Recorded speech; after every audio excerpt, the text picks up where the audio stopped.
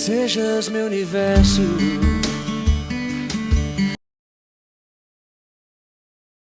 Boa tarde, boa noite, bom dia, a paz do Senhor Jesus.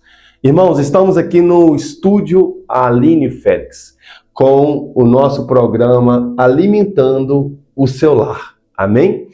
Irmãos, queria louvar a Deus por todos vocês que têm se inscrito no canal, vocês que têm acompanhado a página no YouTube, vocês que têm nos apoiado ali no Instagram.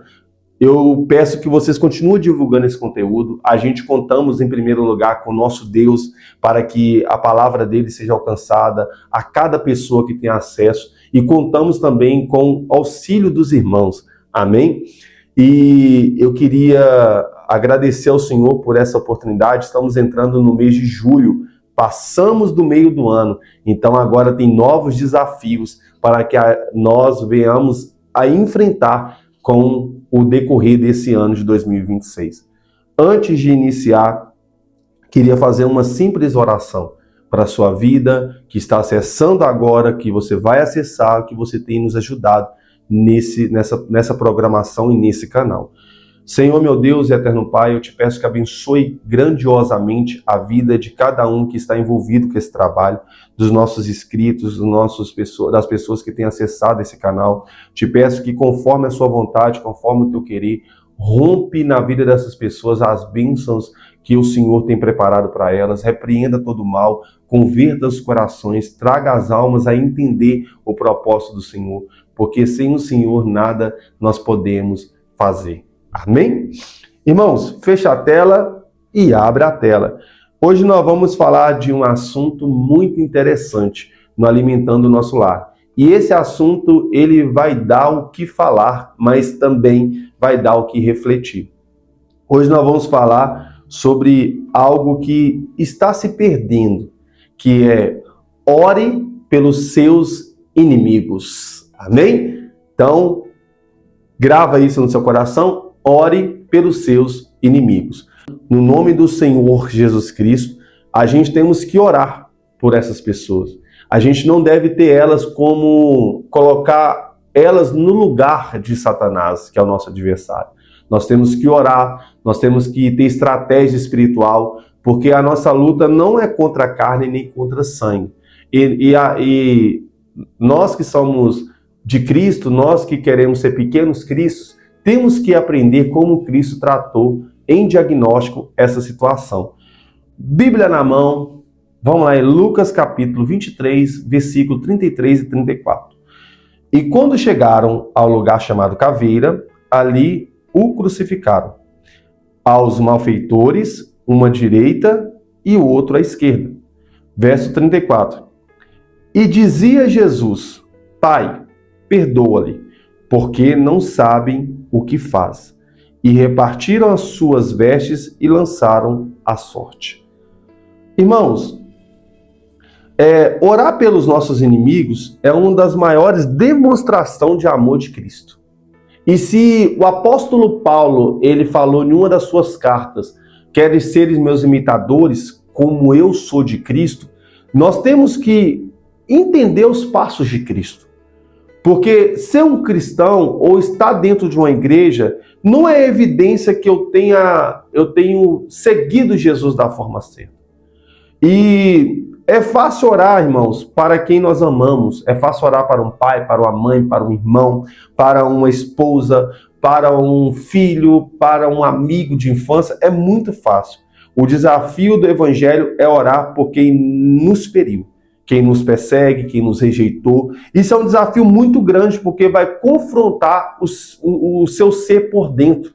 Mas lembramos que Cristo, ele não te muda só para fora, ele te muda de dentro para fora. Amém? Vamos lá, irmãos. Na cruz, Jesus não pediu vingança, ele pediu perdão. Enquanto ele era crucificado, intercedeu por aqueles que o maltratavam. Isso nos ensina, irmãos, que a oração tem poder para alcançar até o coração mais endurecido.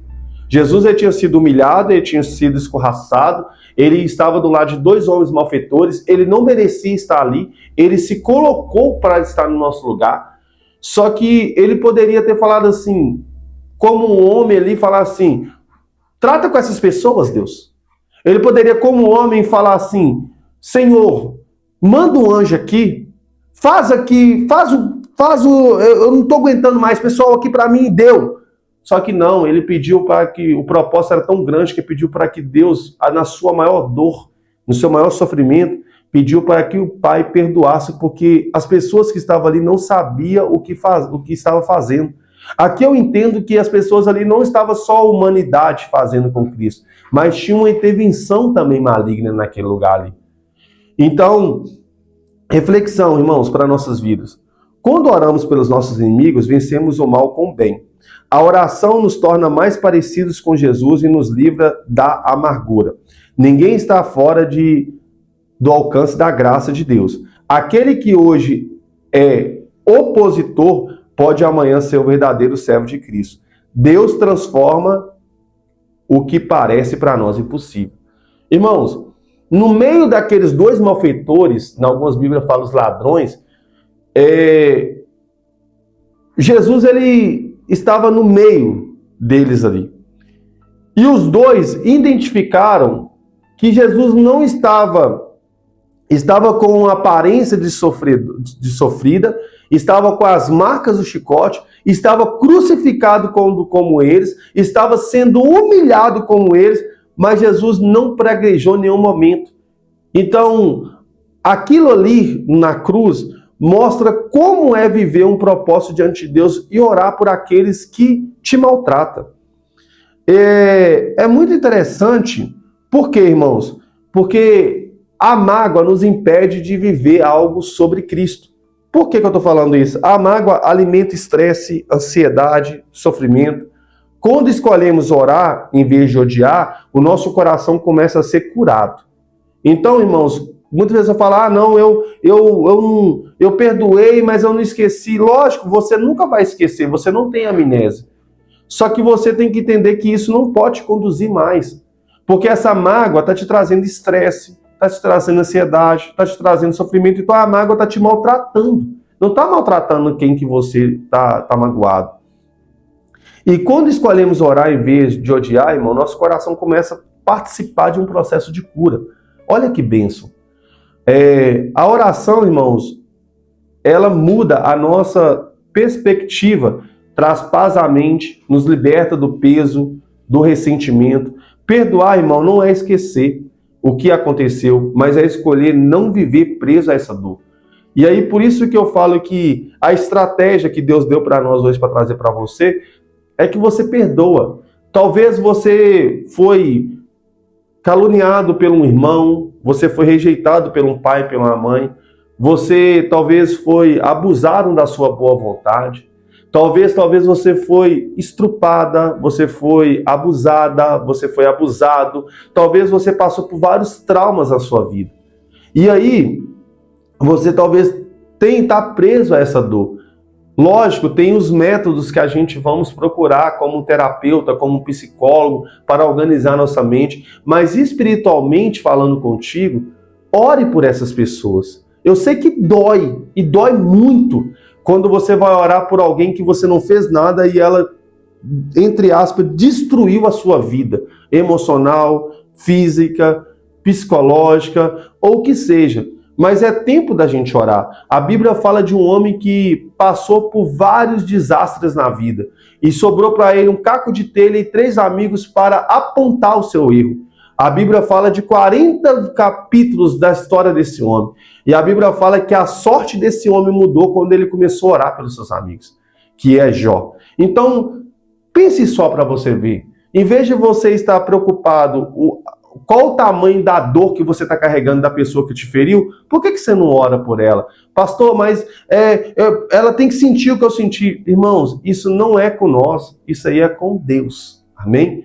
A Bíblia fala que a vingança pertence ao Senhor, mas Deus quer o seu coração curado, o seu coração transformado. A Bíblia fala que Jesus ele pediu perdão e um malfeitor daquela cruz reconheceu Cristo e pediu para ir para o céu. Olha só para você ver, aquele cara já estava condenado à morte, talvez à perdição eterna. E ele falou assim, não, lembra de mim quando entrar no paraíso. Então tem coisas que talvez a pessoa te feriu, mas Cristo quer curar não só você e transformar ela. Aí o que vai acontecer com essa pessoa ou vai acontecer com você não é de nós. Tudo está no controle de Deus. Em Lucas 23, 34, Jesus orou por aqueles que crucificaram. Mateus 5, 44, Jesus ensina que a gente devemos amar os nossos inimigos e orar pelos que nos perseguem.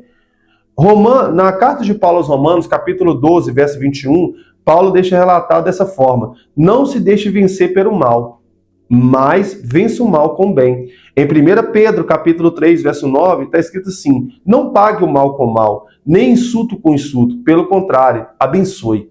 Olha que interessante. Eu quero deixar uma conclusão de reflexão para a gente finalizar esse episódio. Por que Deus está te chamando você para orar hoje? Não desista das pessoas, irmãos. A sua oração pode ser o início da transformação delas, que hoje é o seu inimigo, talvez amanhã pode se tornar amigo de Deus e te pedir um perdão que vai trazer ainda não só a cura, mas o refrigério da sua alma.